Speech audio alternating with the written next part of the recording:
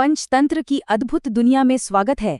आज हम जिस कहानी पर बात करने वाले हैं वो सदियों पुरानी है, लेकिन सच कहूं तो आज भी ये एक बहुत बड़ा सबक देती है, खासकर युवा विद्यार्थियों के लिए जो अभी जीवन के बारे में बहुत कुछ सीख रहे हैं। ये कहानी है शेर और चार मित्र की। इसमें हम देखेंगे कि कैसे सच्ची विनम्रता और कॉमन सेंस किताबों से रटे हुए ज्ञान पर भारी पड़ते हैं। तो आइए बिना किसी देरी के इस दिलचस्प कहानी की शुरुआत करते हैं। चलिए सीधे इस बात की गहराई में चलते हैं। विद्या से बड़ा विवेक होता है, ये एक लाइन ना इस पूरी कहानी का मूल आधार है। कहने का मतलब है कि बुद्धिमानी हमेशा सिर्फ जानकारी इकट्ठा करने से कहीं ज्यादा अहम होती है। इंसान के पास दुनिया भर की डिग्रियां हो सकती हैं, बड़े बड़े ग्रंथों का ज्ञान हो सकता है, लेकिन अगर उस ज्ञान को इस्तेमाल करने की व्यावहारिक समझ यानी कॉमन सेंस नहीं है तो वो सारा ज्ञान एकदम बेकार है। ये बात सिर्फ किताबों तक सीमित नहीं है, बल्कि असल जिंदगी का सबसे बड़ा सच है। अंक 1, विरोध यानी मित्रों के बीच का वो बड़ा अंतर। तो कहानी कुछ यूं है कि भारत के एक छोटे से शहर में 4 दोस्त रहते थे। बचपन से साथ पले बड़े, लेकिन उनके बीच एक बहुत बड़ा फर्क था। एक तरफ वो 3 दोस्त हैं जो बहुत बड़े विद्वान बन चुके थे। उन्हें वेद, ज्योतिष और शास्त्रों का गहरा ज्ञान था, लेकिन इस ज्ञान के साथ साथ उनमें कूट कूट कर घमंड भी भर गया था। उन्हें लगता था कि भाई दुनिया में उनसे बड़ा ज्ञानी तो कोई है ही नहीं। और दूसरी तरफ उनका वो चौथा दोस्त था। उसने कोई बहुत बड़ी औपचारिक पढ़ाई नहीं की थी, लेकिन वो बहुत विनम्र था और उसे दुनिया की असली समझ थी। एक दिन जब इन चारों ने पैसे और सम्मान कमाने के लिए राजा के दरबार में जाने का फैसला किया तो उन तीनों विद्वानों का अहंकार साफ छलकने लगा। उन्होंने अपने ही बचपन के दोस्त का मजाक उड़ाते हुए कहा, जिसने शास्त्र नहीं पढ़े वो हमारे साथ चलने योग्य नहीं। सोचिए कितना क्रूर और घमंडी रवैया था उनका। वो उसे अपने साथ ले जाने को तैयार ही नहीं थे, क्योंकि उन्हें लगता था कि वो अनपढ़ है और बिल्कुल उनके लेवल का नहीं है। लेकिन यहाँ चौथे दोस्त का जवाब सुनने लायक है। उसने धन या हिस्सेदारी की कोई मांग नहीं की। उसने बस बहुत ही शांत और विनम्र स्वर में कहा, मुझे धन नहीं चाहिए, मैं बस अपने दोस्तों का साथ चाहता हूँ। ये बात उसकी महानता और शांत स्वभाव को दिखाती है। उसे राजा के खजाने से कोई लेना देना नहीं था, वो तो बस उस सफर में अपने दोस्तों के साथ रहना चाहता था। अंक 2, जंगल का सफर, जहां से खतरे की असली शुरुआत होती है।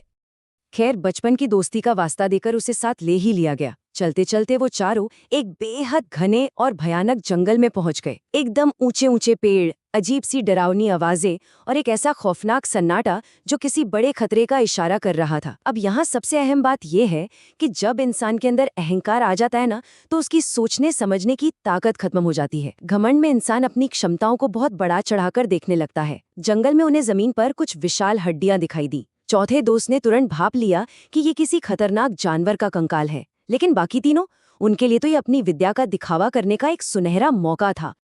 अब जो हुआ वो किसी जादू से कम नहीं था, लेकिन ये एक बेहद खतरनाक खेल था। पहले पंडित ने किताब निकाली और मंत्र पढ़ने शुरू किए। 1, 2, 3, और देखते ही देखते वो बिखरी हुई हड्डियां जुड़कर एक पूरा कंकाल बन गईं। फिर दूसरे ने मंत्र पढ़े और उस कंकाल पर मांस, चमड़ी और खून आ गया। टिक टॉक समय तेजी से भाग रहा था और हर गुजरते सेकंड के साथ वो एक भयानक खतरे को बुलावा दे रहे थे, सिर्फ ये साबित करने के लिए कि वो कितने बड़े ज्ञानी हैं। जैसे ही उस जानवर का आकार साफ हुआ, चौथा दोस्त बुरी तरह घबरा गया। वो चिल्लाया, ये शेर है, यदि इसे जीवित कर दिया तो ये हम सबको मार डालेगा। उसकी आवाज में एक सच्ची दहशत थी।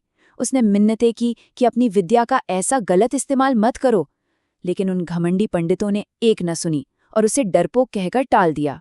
इस मोड़ पर आकर एक बहुत ही अहम सवाल उठता है, क्या ये अहंकार, खुद को सबसे महान साबित करने की ये जिद उनका सबसे बड़ा पतन बनने वाली थी? क्या दिखावे की ये भूख उन्हें उसी मौत के मुंह में धकेल देगी जिसे वो खुद अपने हाथों से बना रहे थे? ये पल वाकई सोचने पर मजबूर कर देता है कि ज्ञान अगर सही दिशा में न हो तो वो कितना विनाशकाली हो सकता है। अंक 3, शेर का जागना, वो खौफनाक सच्चाई।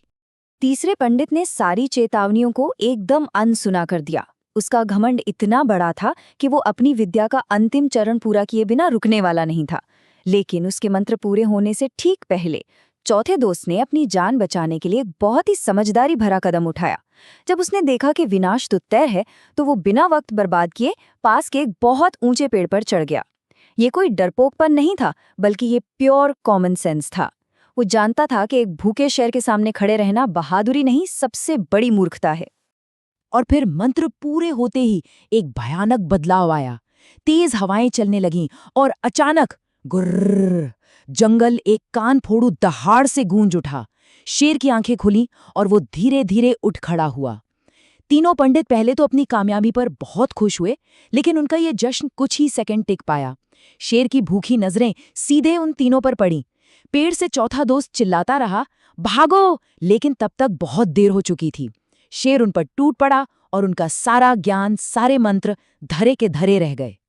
अब यहाँ जो बात सबसे ज्यादा ध्यान देने वाली है, वो है इन दोनों रास्तों का नतीजा।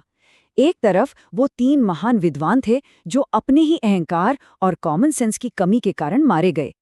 अहंकार के जाल ने उन्हें अंधा कर दिया था और उनकी डिग्रियां उन्हें एक भूखे शेर से नहीं बचा सकी। वहीं दूसरी तरफ वो विनम्र दोस्त था, जिसके पास कोई शास्त्र ज्ञान तो नहीं था, लेकिन अपनी सतर्कता, विनम्रता और एक ऊंचे पेड़ की वजह से वो बिल्कुल सुरक्षित बच गया। अंक 4, निष्कर्ष और कहानी की असली सीख। जब शेर वहां से चला गया और जंगल में फिर से सन्नाटा छा गया, तब वो अकेला बचा दोस्त भारी मन से पेड़ से नीचे उतरा। उसने अपने दोस्तों का अंतिम संस्कार किया और अकेला ही गांव लौट पड़ा। जब गांव के बुजुर्गों को ये दुखद घटना पता चली, तो एक बुजुर्ग ने बहुत गहरी बात कही, बिना बुद्धि का ज्ञान विनाश लाता है। गांव वालों ने समझ लिया कि भले ही वे तीन बहुत पढ़े लिखे थे, लेकिन सबसे ज्यादा अक्लमंद वही चौथा दोस्त निकला। ज्ञान होना अच्छी बात है, लेकिन ज्ञान को कब और कैसे इस्तेमाल करना है, ये सिर्फ समझदारी ही सिखाती है। इस विनम्र दोस्त की कहानी सिर्फ यहीं खत्म नहीं हुई। देखिए कैसे ये बात आगे बढ़ी। ये घटना पूरे राज्य में फैल गई। राजा को जब पता चला, तो उसने चौथे दोस्त को दरबार में बुलाया। राजा ने तुरंत पहचान लिया कि राज्य को सिर्फ किताबें रटने वालों की नहीं, बल्कि सही समय पर सही फैसला लेने वालों की जरूरत है। उसकी समझदारी और विनम्रता से खुश होकर राजा ने उसे अपना शाही सलाहकार बना दिया। इस पूरी घटना से खासकर युवा विद्यार्थियों को जो 5 सबसे बड़े सबक मिलते हैं, वो बिल्कुल साफ हैं। पहला, सिर्फ किताबी ज्ञान काफी नहीं है।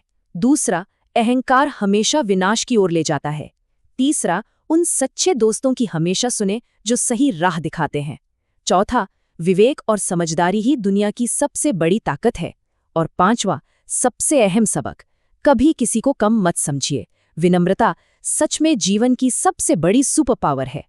तो अंत में एक विचार जो सबको अपने साथ लेकर जाना चाहिए, दिखावा करने की उस खतरनाक इच्छा को छोड़कर कॉमन सेंस और विनम्रता को कब चुना जाएगा। जीवन में ऐसे कई मौके आते हैं जब ज्ञान साबित करने की जल्दी होती है, लेकिन सच्ची बुद्धिमानी उसी में है जो शांत रहे, सोचे और सही फैसला ले। याद रखिए, विनम्रता के बिना ज्ञान हमेशा अधूरा है। इसी विचार के साथ हम आज के इस विश्लेषण को यहीं समाप्त करते हैं। सीखते रहें और हमेशा विनम्र बने रहें।